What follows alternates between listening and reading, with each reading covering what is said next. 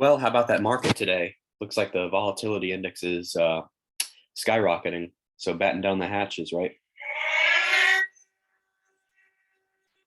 Down close to 1,000 points here. But what I want to talk about today is Netflix. So Netflix stock has been hemorrhaging value. And hang on a second. Can you see me? I'm sitting in a different seat today, obviously. Not quite the hot seat, but it's getting a little hot outside. But anyway, Netflix is down to 215.86 a share, and we're actually still trading. So you get to see this in real time. So Netflix has kind of been all over the map lately. They want to stop the password sharing. Let me see if I do this here. You can see me better. There we go. The back view was nice, but probably rather would see my face, right? But anyway, so Netflix wants to stop password sharing between patrons, and that's probably just going to make the stock drop even further. To put things in perspective, Netflix is at about the same price that it was it's still higher than it was 5 years ago. So it hit its peak of 690 in October 2021, but has been dropping since then consistently, and it continues to drop. They had their first subscriber loss in so much time within the past week, and that was the big news of the week. But the market is really dropping a lot because it seems like, so earlier in the week, we got the court's decision to stop mask wearing on planes, and now that's going to be appealed. So now it seems like that and many other headwinds are causing the market to really drop, really hemorrhage value. The market's expecting some massive interest rate hikes for the remainder of the year because, I mean, the Fed has to do something to help get inflation under control. But the last raise that we got in the interest rates was only 0.25% or 25 basis points. So that's not going to quite get the job done. But realistically, the Fed raising interest rates, it doesn't seem like that's going to have that much of a direct impact on the price that people pay for goods and services. I mean, it takes time, but it's a balancing act. They don't want to crash the economy as a whole. We keep hearing a lot of talk about a recession coming, and the housing market slowing down, and the stock market's just reacting very averse to all of this. But anyway, so Netflix, so Yahoo still has it valued. I don't want to say fair value, but it still has it valued at 345.57. I'm glad I didn't buy into this when certain talking heads in the media said it was a buy.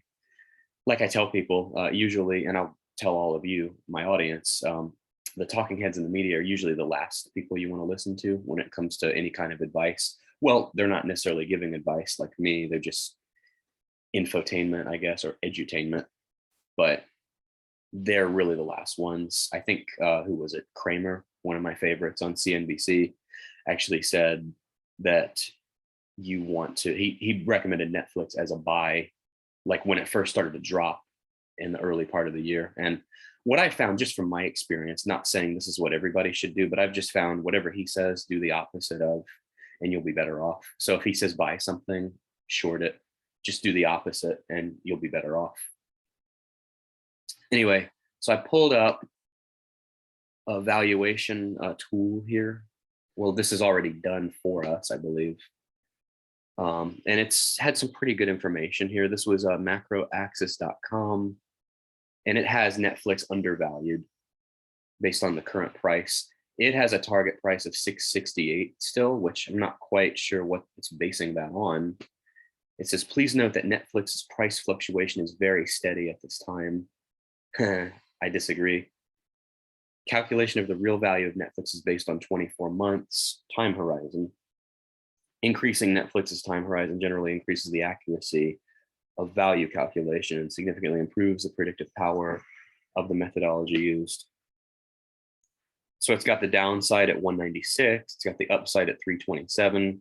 Real value at 321, so lower than what Yahoo said, but still about $100 higher. But with the volatility and the VIX skyrocketing, I mean, there's really very low confidence in these estimates, and these seem to be changing all the time. So we have projected EPS, a hype prediction, 28 analysts consensus. And yeah, this should all change over time.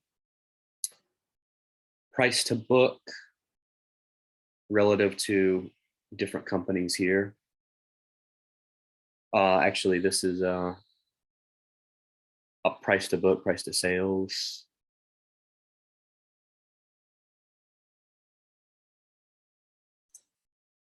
And they've got Netflix right here in the middle. Netflix is considered to be #1 stock in price to book category among related companies. Well, Netflix is really falling on hard times. So, and the things they're trying to do are just, in my opinion, just completely asinine, like wanting to stop password sharing and things like that. I would say they need to focus on producing a better product. And my main beef with Netflix is that they lose so much. And I've always said this, anybody that knows me, I've always been saying this for years about them. They lose a lot of good content they have, and their original content, it's not all that great, to be honest. And they need to, instead of trying to crack down on password sharing and things like that, they need to just focus on producing better content. And then the other thing, they're pricing themselves like at the top of their peer group. Like they're pricing themselves for their top plan, the top HD plan. They're higher than HBO at this point. And to me, HBO is the best in class in terms of that area of streaming services. But they're priced actually higher. I think their top plan's like 15 or 16 bucks now. And plus, there's like an upcharge for 4K. So they're just pricing way too high. They're wanting to crack down, and they're not focused on quality, and they're just doing a lot of crazy stuff. So I think this downward trend could continue. But right now in today's market, it doesn't seem like there's a lot of opportunities out there. I was going to do an options video talking about how strategies are completely different this year, at least for me, than they were last year.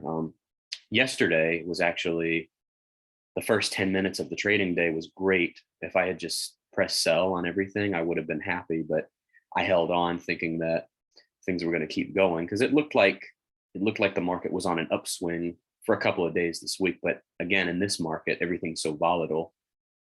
Things can be up for a day, then down the next day. So it's hard to really establish a trend or to foresee a trend.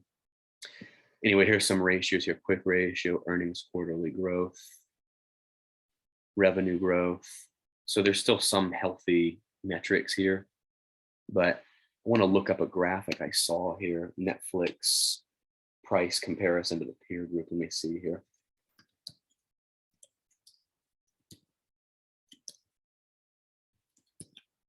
I actually saw this on Fox Business today. Let's see if I can pull it up here.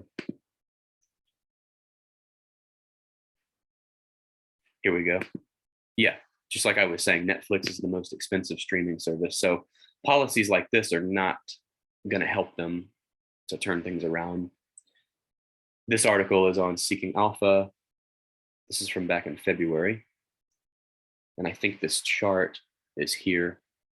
Oh, this is market share, streaming services. So this is their peer group: Prime Video, Disney Plus, HBO Max, Hulu, Apple TV. And to be honest, I think all of these are better than Netflix. I think Prime Video is actually beating Netflix. They've gotten a lot of stuff Netflix used to have, and Prime is really starting to focus on original content, and I think they're doing a really good job. A lot of their shows, you may not think of Prime as a place to go for original content, but a lot of their stuff is really top notch, in my opinion, at least from what I've seen. I think Disney Plus is better and has more stuff than Netflix. I mean, they own Star Wars, they own the Marvel stuff, and they have all the Disney original stuff too. So I think from a content standpoint, they have their own struggles going on, of course, but I think their content is better. HBO, of course, Warner Brothers, they've got all of that. I think they've got all of the Hanna-Barbera stuff, plus the original HBO stuff.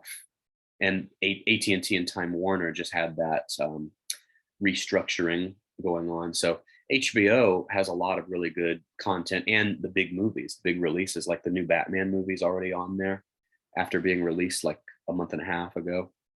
I think Hulu, which I think is owned by Disney, they have a lot of good stuff. I think they're better and they're cheaper than Netflix. So Netflix is really going to have to go back to the drawing board, in my opinion, here. Yeah, I mean, the big thing here, like this says, no longer the only game in town. The streaming market is now home to at least 15 services.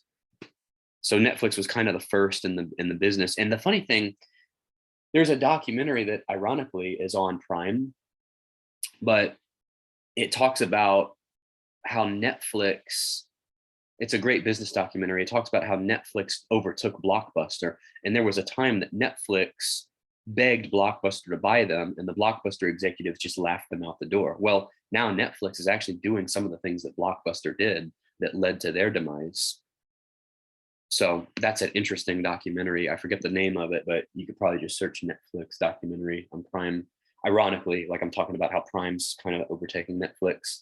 It's amazing how Amazon is just dominant in so many areas. And you see the pricing points here for all of this. Now there's some Chinese companies on here on this chart, like Tencent Video, IQIYI. That was a big stock a few years ago. That was supposed to be the Chinese Netflix. I actually got into that, but all Chinese stocks have been struggling in the past year or so.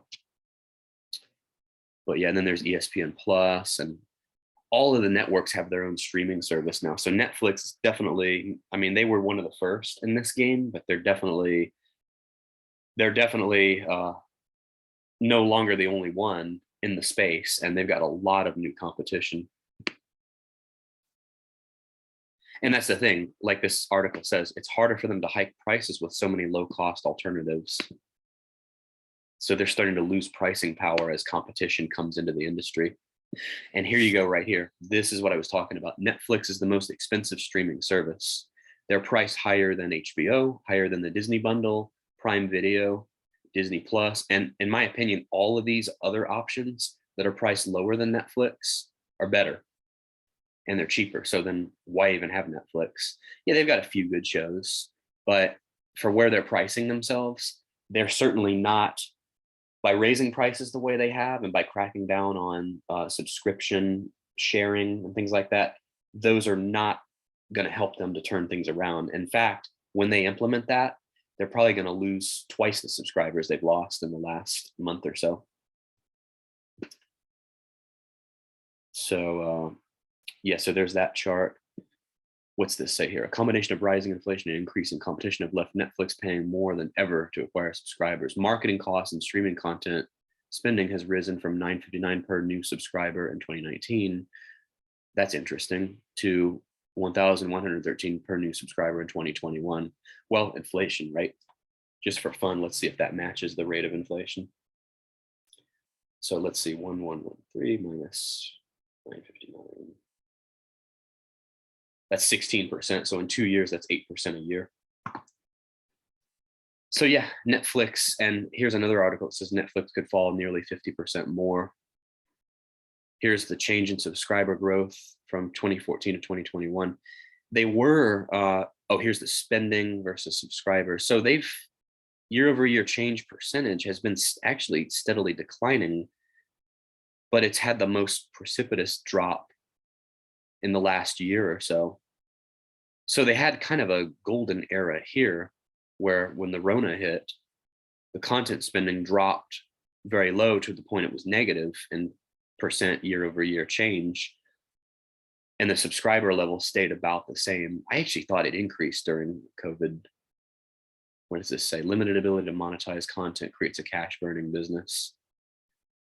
Yeah, so this is a pretty good article. I'm not going to go through all these things in this video, but Netflix, what's this? Netflix's NOPAT, that's net operating profit after taxes and implied 2027 NOPAT versus content producers. Implied NOPAT. Yeah, so several of them are lower in terms of, let's see, Netflix's implied NOPAT in 2027 is 93% of Disney's 2019 NOPAT. Oh, that's not good. Here's Disney in 2019. So that's projection wise, Netflix is on the decline 47% downside if margins fall to 3-year average.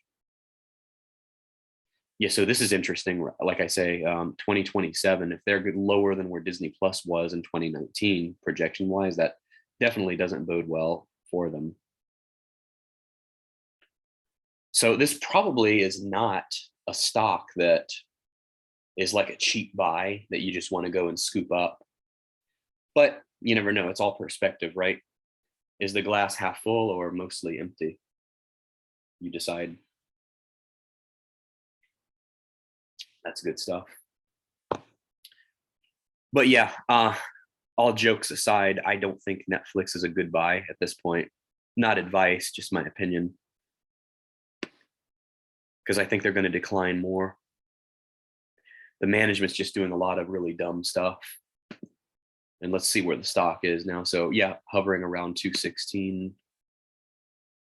Yeah, on Tuesday, they had this huge drop, 348 down to 217, and they've hovered around the same level since.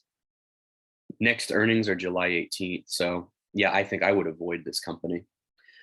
But anyway, hope you enjoyed that. Please remember to like, comment, and subscribe, and take care. Have a good weekend.